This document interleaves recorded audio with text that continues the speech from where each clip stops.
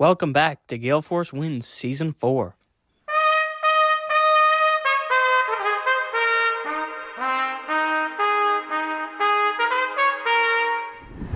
Well, hello, welcome back to Gale Force Wins. We are in the Ghouls, or I believe it's called Ghouls, Newfoundland. It's not the Ghouls, is it? Ghouls Rules. Ghouls Rules.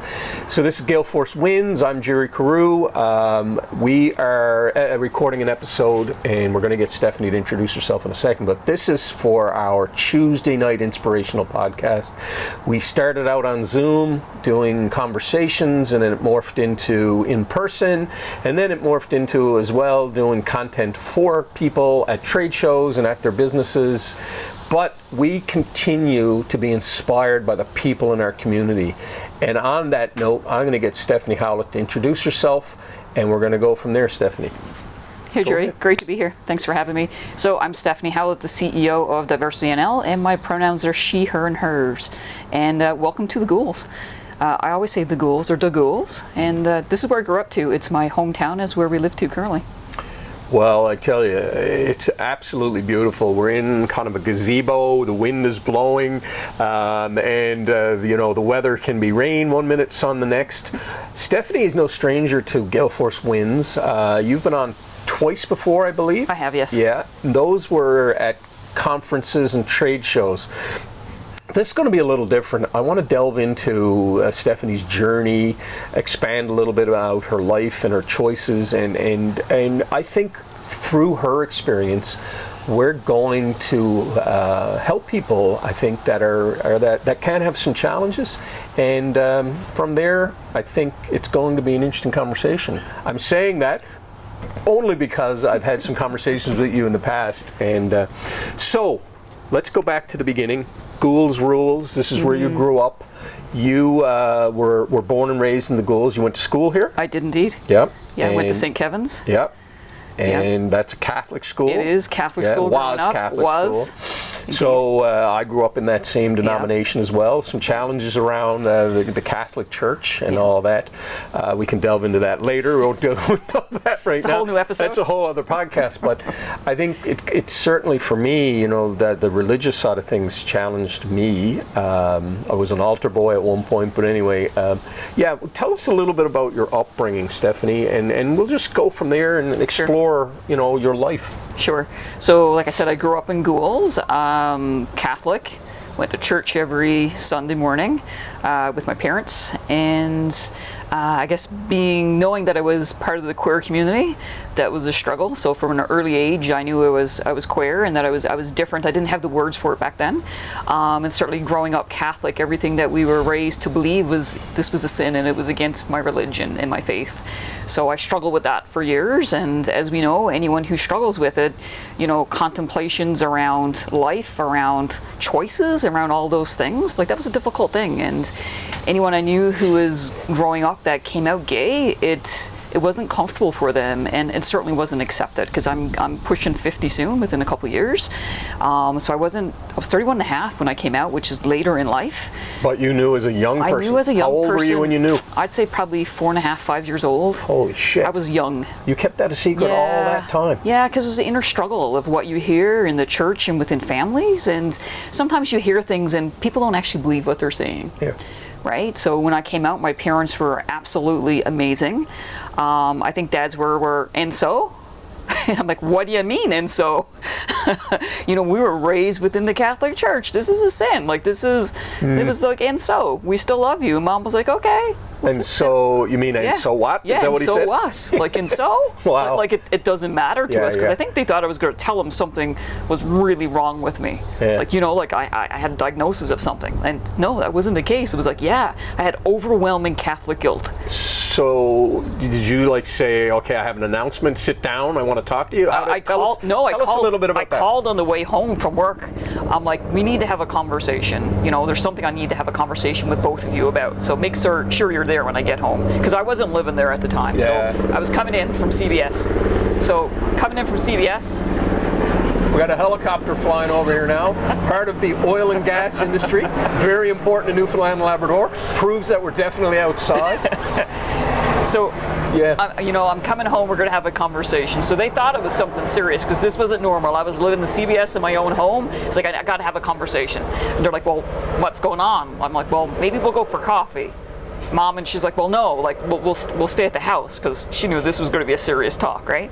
So I go in and Dad comes up from the basement. I'm like, both sit down, like, let's have a conversation. They're like, well, what's wrong? I'm like, well, I'm gay. And I'm just looking at two of them. We're kind of sat in this space close together on a small kitchen table. And Dad was like, and so? And Mom was like, okay. And Dad just kind of leaves, and because he's, I think kind of a little bit contemplative. And Mom and I have this great conversation. It's like, because I think what happens is that it's every parent's probably fear, to be honest, of what are you going to be treated like by society? How are you going to be treated by employers? What's it going to look like by family, friends? It's more of that fear factor. And maybe it's that the dream of getting married and having the church weddings, none of that will look the same, or kids. And I'm sure all parents go through this sort of contemplative piece. Yeah. And this happened, and I think this only happened because I met my wife a couple days before. Which prompted me to have that conversation. Well, you know what? I was going to delve into that. So you're 31. I'm 31. Why 31? Why then? But you kind of just answered that. But just delve into that a little more. No, I had gone to, I played hockey growing up, and I started playing hockey as an adult again. And I went to a hockey party, and I met my, when I met her, I knew that we were going to be married. I knew we were going to be together. Of course, she didn't. But you just have that feeling when you meet people, and it was the right time, right place, right circumstance, and I knew this was going to be our lives together. Which I think when you meet that person in your life, I dated growing up, I dated men, and when I met her, it was just like, okay, this is what what these feelings are like, and this is what it's like. Well, I've got a whole host of questions, but first of all, was she out at this point? So she was out. Semi. Okay. All right. Yep. Okay. Yeah. Interesting. So then you said, okay, well, I better tell Mom and Dad. Well, but you're 2 days into your 100%. relationship. Not even into a relationship. It's just like, I met the person that we're going to date. We're going to have a date a couple days later, Jerry. It's one of those things that's just like, but when you meet someone, or people say that in the movies, like a Hallmark movie. I know this sounds, cheesy, but like, I knew we would be married. Like, I did. She didn't. Frankly, I had the same experience with my wife, so I know exactly what you're saying. Right? Like, people think it's kind of odd, but I'm like, I always knew from day one when we met. It's just like, okay. So I'm trying to picture, we'll park that for a second. You're 4 years old, you're 5 years old, you're 6 years old, you're starting to date boys and all of that. Like, what kept you positive knowing that you were not, you weren't living a true life? Like, so I guess the thing is that, when you go to birthday parties or someone comes to your party and gives you something, there was one defining moment. Someone gave me a Barbie. This is funny. Someone gave me a Barbie, and I sobbed. And I'm like, and my parents were like, what's wrong? I'm like, well, I don't like Barbies. Like, I can't tell you how offended I was as a child given a Barbie. I like Transformers, G.I. Joes, I like hockey sticks, I like baseball gloves, bikes. Like, I was the true, I guess, kind of tomboy, shall we call it. Growing up, I liked the rough and tumble. I grew up with mostly boys around me. So like, I liked all that stuff. Now, that's not meaning that everyone that likes that stuff is gay or queer. But like, I knew from a young age that I didn't fit the mold of what young girls liked. I didn't like when Mom had my hair put in ponytails. I didn't like, all those sorts of things. I was probably quite different as a child than most kids. I knew that I loved out playing road hockey, right? I loved sport. I loved things that weren't traditionally seen as female, if you want to go through the binaries. I didn't like things that were female. Like, I like things that were more male oriented. I was the first person that played hockey in girls minor hockey, and everything that we went through in order to get me to play, myself and one other girl. So like, it's different times back then, some 48 years ago. So things looked and times looked different. I'm going to ask you something because I'm on mine. The word queer. Look, there's so much I want to learn from you today, because I think people that are watching this need to know as well. I am frankly uncomfortable with some of the words, and I don't want to make you uncomfortable, and I think that's why I think so many people they kind of pussyfoot around everything. The word queer. I'm owning it. But I'm frightened to say it. Like, so tell us about it. So I used the word queer because it was something negative in my childhood growing up. When someone would say, well, such and such is queer, they said that not as a positive thing. they said it as to poke fun in a very negative, derogatory sense. For me, I'm using the word queer because, hey, I'm a business person, I'm celebrating my sexuality, who I am, and I'm owning it at this point. So I'm going to use the word queer, and I feel proud to use that word queer, right? It's, I'm a lesbian, I'm queer, like I have a lot of intersectionalities as a person, and queer is one of them. Okay. So embracing it. I guess it comes with tone too. It does. And context, yeah, right? 100%. So for me, as a heterosexual man, when should I be allowed to use that word, or should I just stay away from it, or what? Tell me. I would probably shy away from it, to be honest, because now, you and I having a conversation, it was like, yeah, Steph said she was queer. Yeah. That's great with me. But if someone doesn't know our relationship and someone doesn't know we know each other, they might be thinking it's a derogatory thing. So. I appreciate that, and look, I'm going to tell me if this is a wrong equate, but I equate it to the word newfie. I can't stand that word, and I don't ever want anyone to use it. Yeah. So I think, though, this is really important, Stephanie, to have a conversation, because there's so many things around the world today that I find very complex, and I have several people in my family who I've told you before we hit record that they've come out, and I don't know enough about it, and I think that's part of it's really important for you in the community to let people that don't know. Yeah. Would I be wrong in saying that? No, I mean, like I think I'm the face of being queer, being a part of the business community. To me, it's about living, how do I live my authentic self? And this is how I live my authentic self. I have, flags, I have books, I have stuff that shows that I'm part of the community. Now, having said that, I'm not going to have it on the front of my house. No. And the reason why, because I think that there's still a lot of hate, and people will probably bust in my windows. And I don't want that type of vandalism. I don't want to go through that expense, to be who I am. But how many times do you have to come out? That's the tough part. Because sometimes people don't want to do business with you. Yeah. Because you're queer. Really? Yeah, 100%. You gotta be kidding me. No. Everyone's not accepting of who we are, and that's my whole piece of when we have kids, when our kids in our lives and our teenagers, I want them to be able to go into any workspace and just be able to be who they are, not like me to hide it for 31 and a half years. That's a whole lot, right? Yeah. That does a whole lot on the self-esteem. It does a whole lot on the body. I think to me it honestly creates disease and stresses and a whole bunch of things that psychological safety. Like I should be able to put a picture of whoever it is on my desk that I love, yeah. and for it not to be anything said about. So when I was in healthcare for 19 years as a social worker, and part of that as a manager. And I remember I had a picture of my wife, Tu and I were playing hockey. So it was on our wedding day, we had hockey sticks picture taken. And a family member said to me, "Do you mind me asking you a question?" I'm like, "Oh my goodness." And he was pointing at the picture, and I didn't know what was coming. Yeah. He's like, "Cool, you both play hockey." And I'm like, "Yeah." He's like, "That's so awesome." And he walked out. And I'm sure that was just the biggest sigh of relief, is like, because I don't know what anyone's going to say. Yeah. So, this was back over 10 years ago. So you just don't know how people are going to come at you, or how are they going to respect you? Yeah. Or is it going to be something that's hateful? So you almost feel like you have to defend yourself. Well, is that what you're at? Yeah, yeah, 100%. Sometimes you're kind of trying to gather, is this a safe space for me and those around me? You're trying to say, for me, I'm always a little bit on eggshells, a little bit fearful, just not quite sure how you're going to be accepted, or is it tolerated? Like, what does that look like? I'm shaking my head because I still can't believe that we're at a space in time where that's a thing,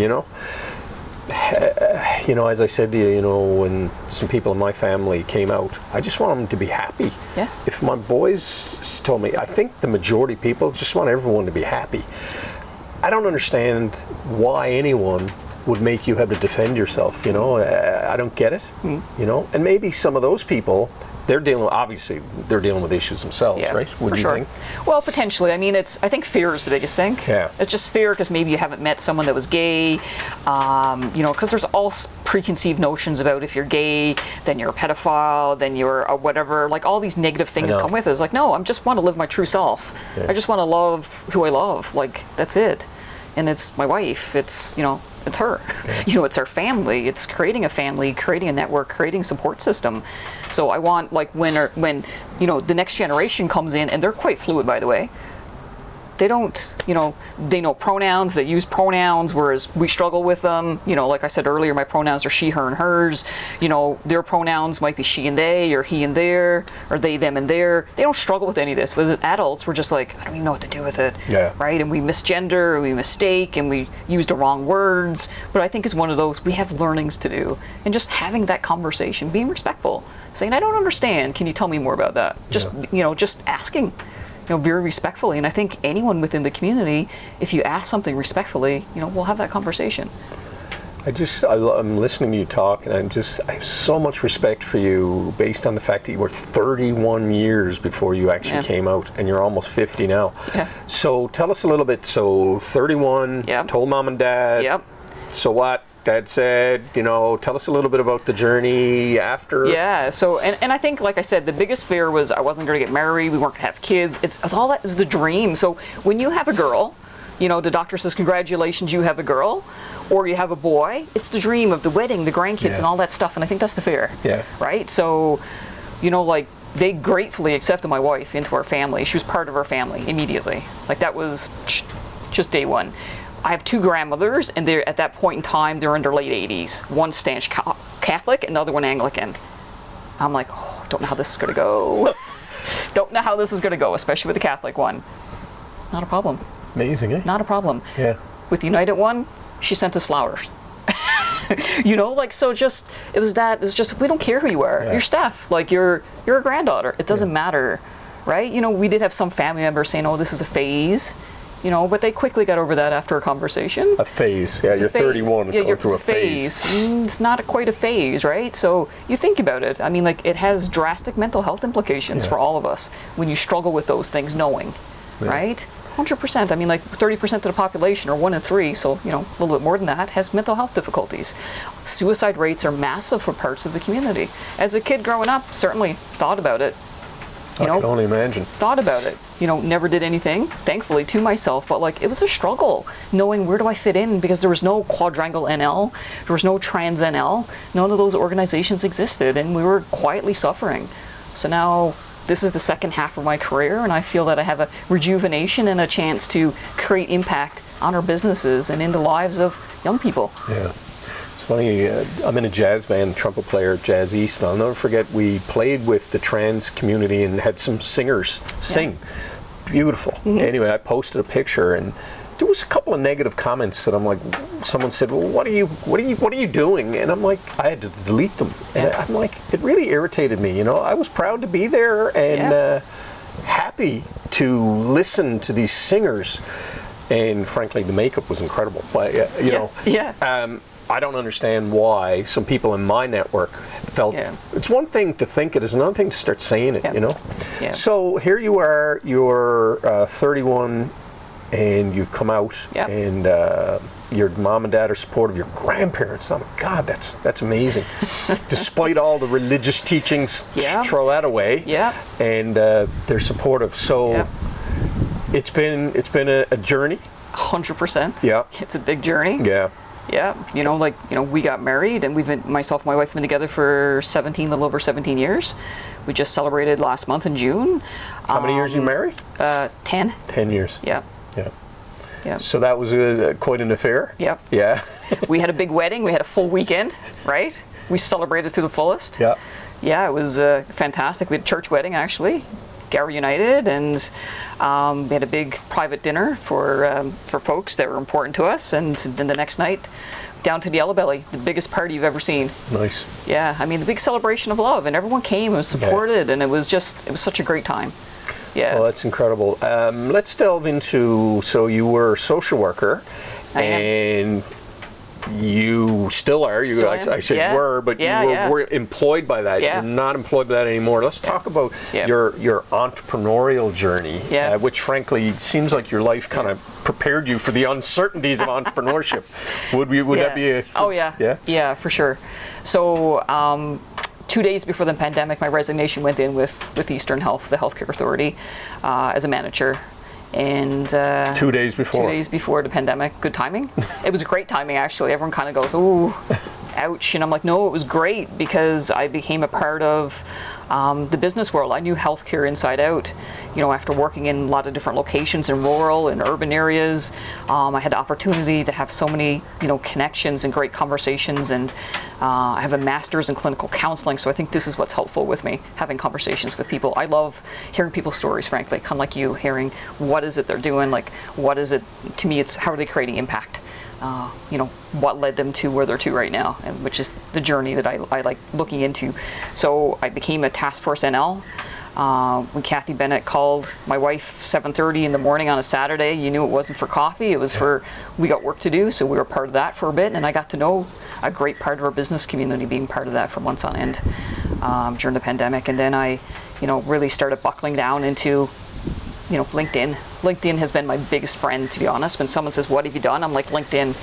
Post on LinkedIn, say what you're doing, let people have knowledge that they don't know about, give them knowledge. Early on, I think it was like, I'm going to hold all the knowledge to myself. And I don't know why. Yeah. For some reason, I thought that, you keep that to yourself, but like, I'm not in competition with anyone. No. Like, I want to be able to give my words of wisdom and advice to people, to organizations, to help. I get a lot of people calling me that are just struggling with sexuality, actually. It's not something that I don't practice in that, but I give words of wisdom. Hey, these are organizations out there, just friendly.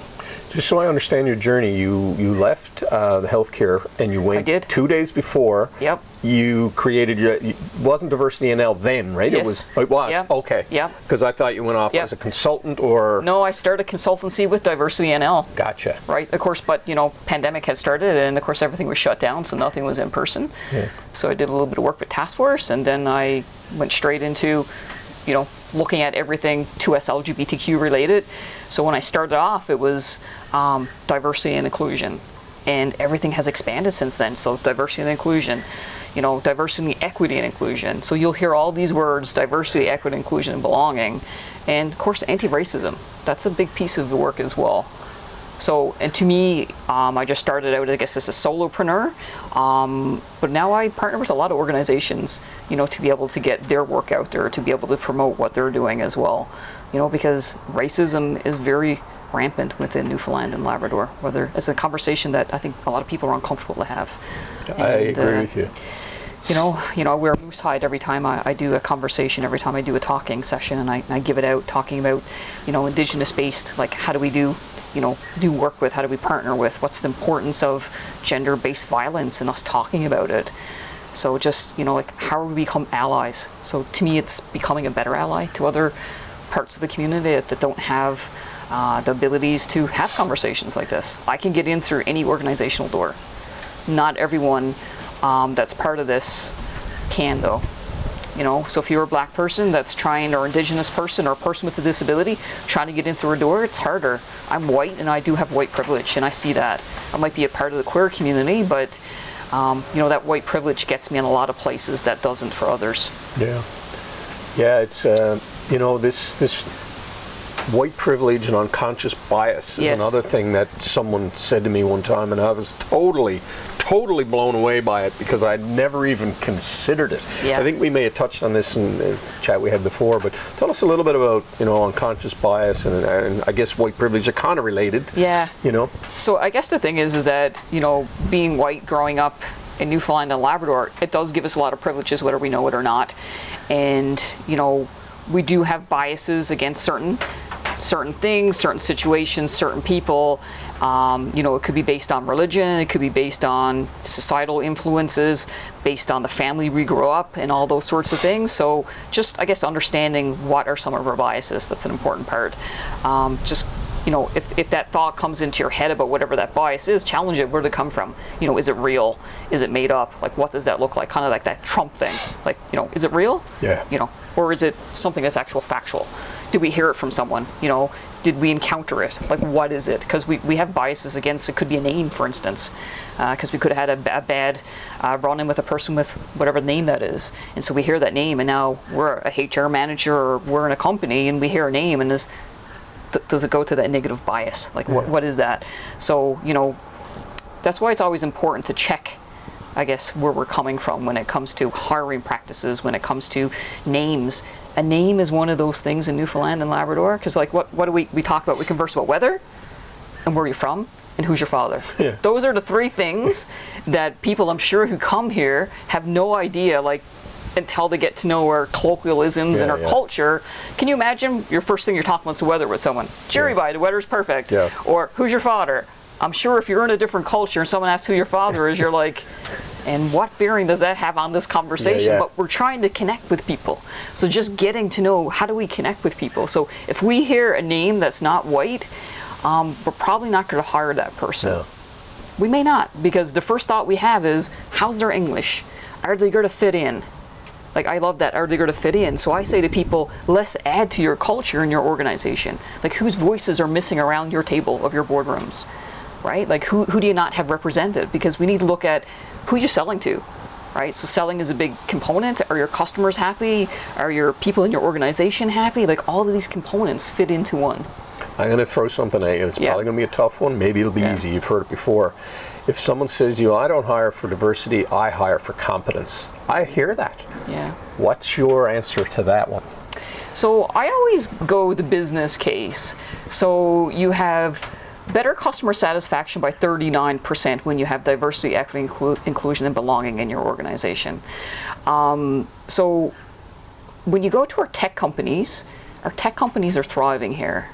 And I think one of the great things why they're thriving is because they have diversity present. They truly do. They're intentional by design. Yeah. They truly are. I mean, when you look at it, you have 50% more employee engagement when you have diversity, equity, inclusion, and belonging, DEIB. So why wouldn't you do it? Like, what do you have to risk from looking at diversity? There's truly nothing. Financially, you have 27% more profitability. That's massive, right? When you're looking at, your first quarter versus your fourth quarter, start looking at investing in your people, because I think it's the people investments.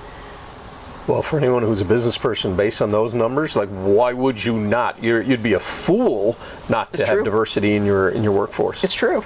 Right? Right. So you're an entrepreneur. Yep. You've been digging in now since the pandemic. That's going on almost 5 years now. Tell us a little bit about how it's been. Initially, it was tough, to be honest, like trying to get to know business. Business is tough.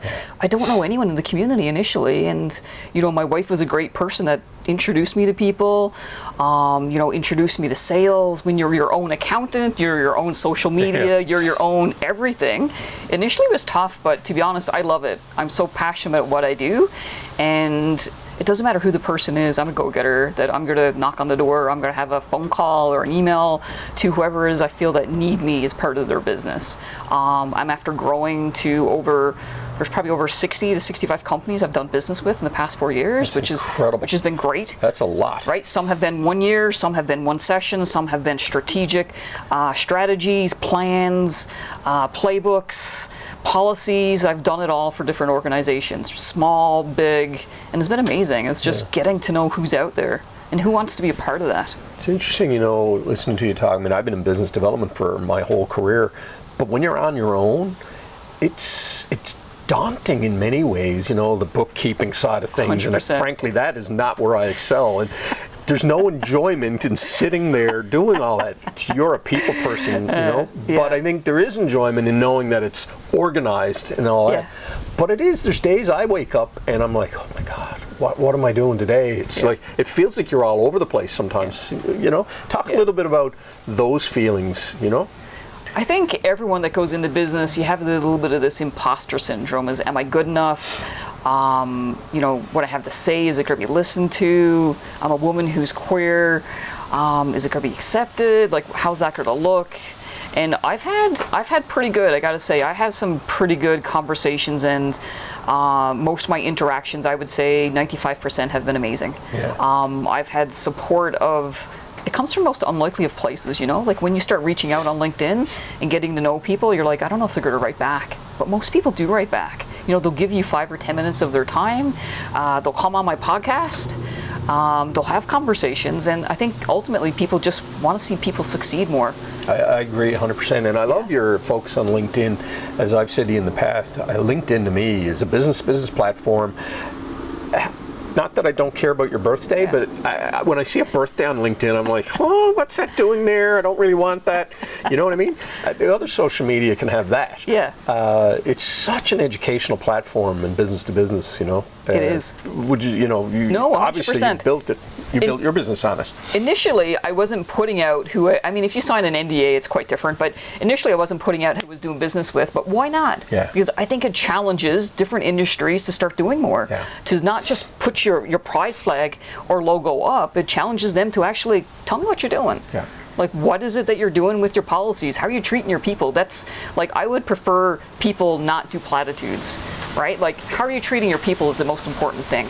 You know, people that are part of your queer community during Pride Month. You know, that's June, but of course the weather in July is better, so this is the month and this is the weeks that we're celebrating, right? Yeah. So, like, I would prefer that you not put your logo, that colors of, you know, the progress flag we have here. Like, instead, start having conversations, start, you know, doing sessions, start, like, walking the Pride, you know, parade that's coming up in a couple weeks' time. Like, start having, just opening up the conversations to safer spaces. You know, Yeah. opening up your meetings with diversity moments. Just creating some conversation that's safe, that's safer space. And honestly, the psychological safety is a component that's missing in many organizations. And it's something that needs to be, I think, looked at through the management leadership teams. Well, you know, as you're talking, I think about Newfoundland a lot, and Newfoundland's got a long way to go on a lot of areas, and this is one of them for sure. Would you agree with that? 100%. I mean, it's not. We don't want to be critical, but let's call a spade, I guess, as they say. The saying. I hear conversations, and the fact that you don't want to put something on the front of your house here in the ghouls tells me that there's still a huge problem. There is. You know, I think everyone thinks, oh, we've come such a long ways. I hear that and I smile. It's like, we haven't. If you're in locker rooms, if you're in any real room and you just let people talk without you being present, it's a whole lot of negative conversations being had. Or hate crimes are up, like massively up. So, like, that says a whole lot about organizations, and it has leadership teams have to be having those conversations, have to be really leading in this area. You know, it's not your HR person, they comes up with a policy, you know, they put it out, you walk in the Pride Parade, hey, look what we did, here's a picture. That's not acceptable anymore. No. You need to really be doing more. Yeah. Right? Yeah, I mean, I was telling you about my niece, and I don't mind saying this, you know, she came out, and it was important for me to be a leader to my boys, because I don't show pride flags, but I certainly want to be true to my own feelings about that beautiful young lady who needs to know that she's supported. And my point, as I said to you, was that, you know, in front of the boys, I said, I support you in your relationship. And that's not to say and pat myself on the back and say I'm a hero, but it's the way I feel. You know what I think, Stephanie? Too many people are tiptoeing around all the issues, you know, and not willing to have the actual conversations. Right. Am I right in saying that? 100%. I think people don't know what to say. They're fearful. They might say the wrong thing. You know, how is it going to look? You know, how do I be an ally? How do I be supported? How do I show respect? People just don't know, because you don't want to end up at the front page of the paper. You don't want to end up on Facebook or LinkedIn and be slammed because they did something or said something. But I think it's just those respectful conversations. You know, asking questions if you don't understand, doing a session, like getting to know what pieces are you missing within your organization. You know, asking your employees about it. I mean, truly having some uncomfortable conversations, because these are uncomfortable conversations for most people. Yeah. For you and I, they're not, but for most people, they are. Yeah. Well, I think part of that is the way we were raised, you know, and not to knock religion, but certainly religion had a way of making everyone uncomfortable around that. I want to come back to something about your entrepreneurial journey. You know, I love the fact that you stepped away from the government job and have gone out on your own. Personally, I think more people in Newfoundland need to do that. What are your feeling? What's your feeling on you know, entrepreneurship throughout Newfoundland and Labrador? I think it's thriving. Like, I think it's starting to catch on, especially in the tech space and consulting space, that more people are starting to go out on their own. But it's hard. Yeah. You know, it's tough. You got to buckle down, and you know, hours aren't your traditional 9 to 5s, as you know. You're working maybe weekends and evenings and all sorts of times. But to me, it's really rewarding. It's the best gig I've ever had in my entire life, because I can see the seeds that I'm planting. I can see them really grow. Whereas before in healthcare, I couldn't always see that. I knew I was doing good work. I was helping people get to where they needed to be. But right now, I can see that there's more change. You know what I mean? I have more control over who I do work with, who I do business with, and I'm not towing a certain line that I have to tow. I can be real. I can be myself. Whereas sometimes in settings you can't be. No. Yeah. I love that. Yeah, I mean, I can't help but reflect on my own journey now that I found when I was working for other people, even when I was on vacation, you know, you had all kinds of emails flowing, not that they're not flowing now when you're self-employed, but the voices are your own. They are. They're not a manager here, a manager there, a CEO there, and they're constantly in your ears, you know? From a Newfoundland perspective, I mean, there's so much going on in this economy. I really hope more people do what you and I have done and be able to come out and just do something. It is hard work. I agree with you. Your schedule is somewhat of your own, depending on how many clients you have and all that. But I think it's so important that youth today take that step. And maybe you know, this is something I always did. I always had a sideline. I shot wedding videos on the weekends since I was 26 years old. That's a long time now. But what I say to people is that, you know, people think, oh, one young person said to me, well, you know, I don't know, I can't see myself making $10,000 a month. And I'm like, well, do you need to make $10,000 a month? If you do $1,000 a month on a sideline business every Saturday, or even once a month, $1,000 a month that you can actually put away, 30 years later, you'd be amazed at how much money you got. 100%. So anyway, I'm kind of on a soapbox here now talking about that, but I think, you know, it's all mixed into, I listen to you talk about, I still am amazed that you were 31 before you came out, and now you're on an entrepreneurial journey. Let me ask you this, do you think the challenges that you had, those internal, the strife you had, have helped you in the entrepreneurial journey? They have. I guess one thing we haven't talked about is, as we're ending, I know that cancer has entered my equation. And I think that's what, back a couple of years ago in 2021, that's what I think entered me into more of a mindset of, this is what I meant to do, and this is my passion, 100%. That reconfirmed of what it is that I want to do. So I think you figure out quite quickly when there's life and death situations that happen, such as cancer for me, ovarian cancer, that it was just like, all right, I'm going to buckle down, I'm going to get through this, because I got a lot of work to do. I wasn't sure if you wanted to go down that road, but now that you've gone right into it, 2 years ago? First time? 2021, Wow. So you are told that you have ovarian cancer. Tell us what that felt like. Oh, that was... I'm getting emotional because it's hit me hard in my own family. Absolute nightmare, to be honest. I was 45 years of age, and my dad has had cancer, and not an easy journey. I know what chemotherapy is like. I know how devastating that can be to a body, and ovarian cancer is one of those things that can come back, and there's all sorts of different levels. So I sat here for days on end in a lot of tears. You know, I've had surgeries, I've gone through all those different horrendous moments, so I know what it feels like to be on health journeys and to be an entrepreneur as I'm just building my business. Now all of a sudden it's like, okay, like that wasn't hard enough, let's go through cancer, right? So, and I've had a lot of you know, internal struggles with, okay, now I need to put my business on hold. I can't tell people because now I'm bald, and I'm asked to do all these sessions, and I have to say, like, hey, because we taped a lot of my sessions beforehand. There's 4 different ones I had, and I you know, I need to still be able to make an income while you're sick. And when you're going through the cancer journey, it's tough on the body. It's some days you're not able to walk.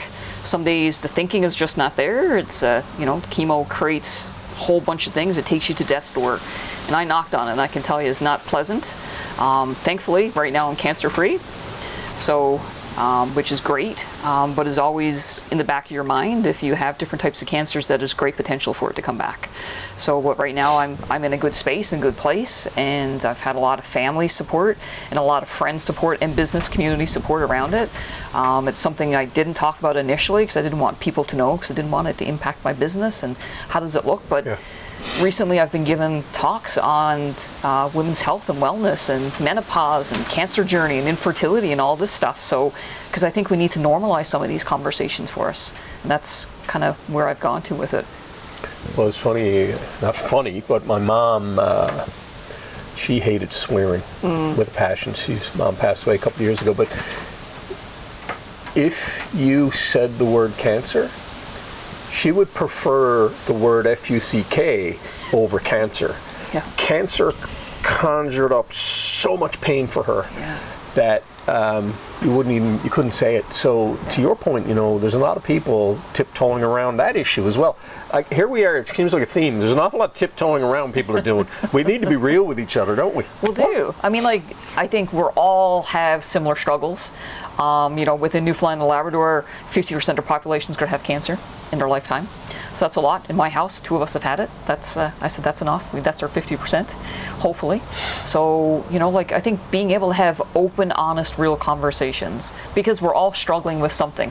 Mental health, disease, it could be addictions, it could be anything. So just being able to have those open, real conversations, they're impactful. As leaders, I think we need to be able to share our struggles. We need to be able to share a little bit about what's going on with us, so we're actually connecting in with those in our organizations. We're real. Just be real. I honestly, I forgot about, you told me about your cancer struggle, and cancer ripped through my family and took Dad away from us, and it's a journey. That was 44 years ago, and it's still, there's not a day goes by that I don't think about what it did to our family. And but that being said, you have to be positive in life. You do. Life goes on, does it not? It does indeed. Every single day. I count my blessings every single day I get up, because there's so much to be thankful for, right? I think on that note, we need to talk about that a little bit, because I think so many people take everything for granted in their lives. What does it mean to you to take a deep breath every day, especially now since you've had a bout with cancer? I think cancer people don't quite understand when I say this. I said cancer has made me a better person, because it's let me really concentrate on what's the small stuff. Because one time you get upset with the small stuff. Now I don't. It's just so far in the rearview mirror. It's just okay, whatever. That's such a small thing. Whereas living life, concentrating on being who I am, doing business with who I want to be with, celebrating, being able to take vacations, enjoying beautiful days, it's the simple things in life. So living every day like it's your last, because we honestly don't know when our last day is going to be. So if we lived every day like it was our last, how much more happier would we all be? Yeah. It's funny, I reflect when I was 14, up to the age of 14, my life was a dream. Yeah. And then it turned into a nightmare when, at that time, the only income earner in our family died. Yeah. But I always say to people that, my dad's passing was actually a gift in many ways. I could go down the road and say it was devastating, which it was, but it also was a gift, because we have to go on. We have to pick ourselves up. And at a very young age, I realized that, this life is short. And, I've been very passionate from a very young age about a lot of things. Sometimes too passionate. I have to rein it in with my boys sometimes, But I'll tell you something on that note. I'm getting really personal now, and this is not something I've ever told anyone. But I do just make a fist. Just make a fist. I tell my boys, grab life. Yeah. And for all their lives, they were like, what the heck? My dad is the weirdest guy on planet Earth. My mom died in the middle of the pandemic, and my youngest son said to me, he might have been only he would have been 13. He said, Dad, I understand what you mean now about that grab life. And anyway, I don't know, you've got me telling a story that I've never told anyone before, but Stephanie, I find too many people get caught up in the bullshit of everything. And what the heck are we doing? Like, just let's be real and do something. Do something, work hard, forget all the petty jealousies and bullshit that's out there, right? Listen, there's lots of money to go around, there's lots of people to be supportive, and I think that we need to support one another more. And that's what we're Newfoundlanders and Labradorians. We're tough. We've been through a lot, and I think that just being able to be supportive of businesses, small business, entrepreneurs, podcasters, like there's so much value in that. And we just need to get out of each other's way. Our own way, probably. Get out of our own ways, which is what we don't do. Like, we're sometimes a little bit selfish when it comes to that piece. And, just looking at, like, how do we do better and how do we do more? Like, to me, is how do we do more? How do we plant more seeds of positivity? Like, let's be those folks. My dad reminded me of that with cancer. It's like, you're put here, you're here. Like, you're not going anywhere. So you need to do more. Right? That's big. It is. We're coming to the end of our podcast, but I want to talk a little bit about the future and where you're taking DiversityNL. Tell us a little bit about what's on the horizon for where you want to take it. A lot of people, I guess, have said, like, are you going to grow it? Are you going to, like, hire people? And I've done the manager piece, and I don't want to be a manager. I get it. I'm good with being a solo leader, but like I'm hoping that, and I have created a lot of partnerships with people in the community, and I hope to create more partnerships, and I hope that we'll grow past Newfoundland and Labrador and into other provinces, Atlantic provinces and beyond.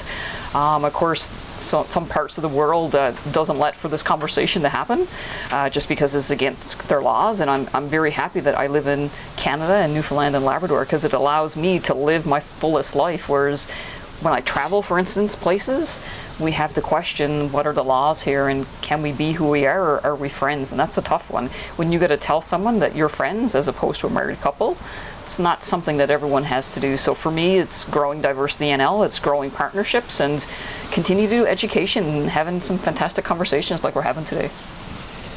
Well, I love that, but I also, you make me pause. I don't think much about travel. I travel a lot. But you certainly have to think about it, and I get it, and that frankly is sad. And I struggle with other countries and the way they get on about things, especially if it's in their laws. Like, what? Anyway, Stephanie, you have done a lot so far in your life, and I'm going to ask this question. To summarize advice for people, I don't care which way you want to take this. Give some advice that you've learned over the years. I think kindness really matters. Plant seeds, be genuine, be who you truly are, and be accepting for who people are. I mean, being respectful. Having these conversations are of the utmost importance. Our younger generation are so accepting, and they're very fluid in many different ways, and we need to create organizations that we have 30 years of education to make up for. So we need to get there, because our younger generations are coming in, and we need to accept them. We need to engage them in conversations, and they're going to be our future leaders, so we need to include them in some of the conversations that we're having. And my 14-year-old niece is with us this week from Ontario, and just amazing young person, and some of the conversations we had about sexuality is just like, wow, it just is for them and that generation. I'm so grateful to be able to share time with her, and I'm hoping all of you out there have young people in your lives, and that we can really have that conversation that's robust, that's looking at persons with disabilities, people who are racialized, the 2S LGBTQ community, women, just looking at, in our beautiful indigenous people, just looking at how we're treating people, making sure it's respectful and where it needs to be. Well, folks, I hope you've enjoyed this conversation. Stephanie, how do people get a hold of you? You can connect in with me at 709-727-0370 or stephanie@diversitynl.com, or certainly feel free to connect in on LinkedIn. I was going to say, I figured you mentioned LinkedIn. I'm a big LinkedIn person as well. Well, there you have it. Gale Force Winds episode with Stephanie Howlett of DiversityNL. I am absolutely in awe of what you've been able to accomplish. hasn't been easy, obviously, coming out at 31, and you've just had an incredible journey. Keep doing what you do. This conversation, folks, is very important. Very important. Let's stop, kind of pussyfooting around and just have the real conversation. So thank you for following Gale Force Wins. We're available on all the various podcast channels. The videos are on YouTube, and the audio is on wherever you get your podcasts. Thanks for joining us. Thanks so much, Jerry. Thank you for tuning in to Gale Force Wins. That's Gale Force Wins, WINS.com.